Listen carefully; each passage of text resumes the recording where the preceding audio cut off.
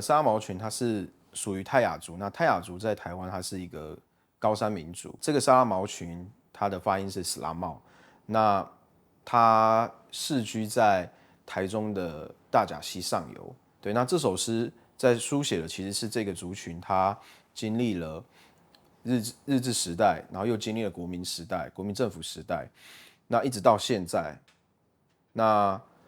我把我自己当做一个回去填调的人，对，所以它才会变成一个访谈记事。那在这里我就列出了所有沙拉毛群他们遇到的历史事件。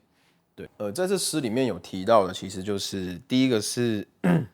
日本人他们刚开始来台湾的时候，那他为了要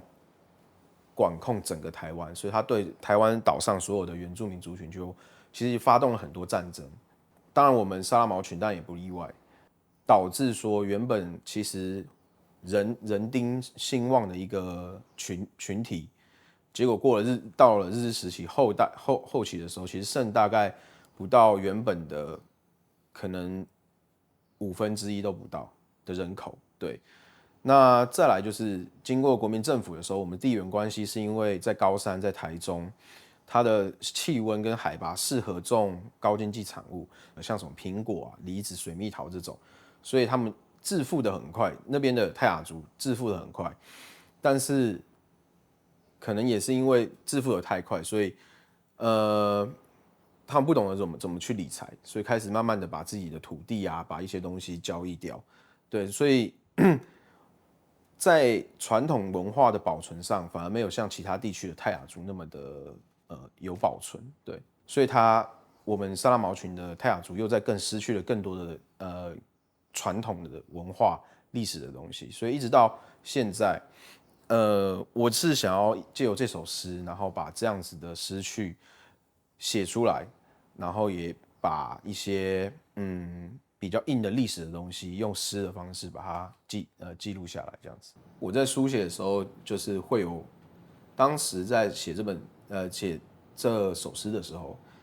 其实是有很多影像的，因为这个填调也是我真实有做过填调的，所以我这个历史这些不管是事件还是他们发生的一些故事，我都算是有听耆老们去诉说过，所以在我其实是算是第二手才知道的，所以其实当时候我都是在想象说，我们过去经历的这些流失，或者是我们经历的这些失去，对，我是想用这首诗，去把它记录下来。那我觉得有没有声音，在了解这一层之后，他可能会听到一些其他的声音，对。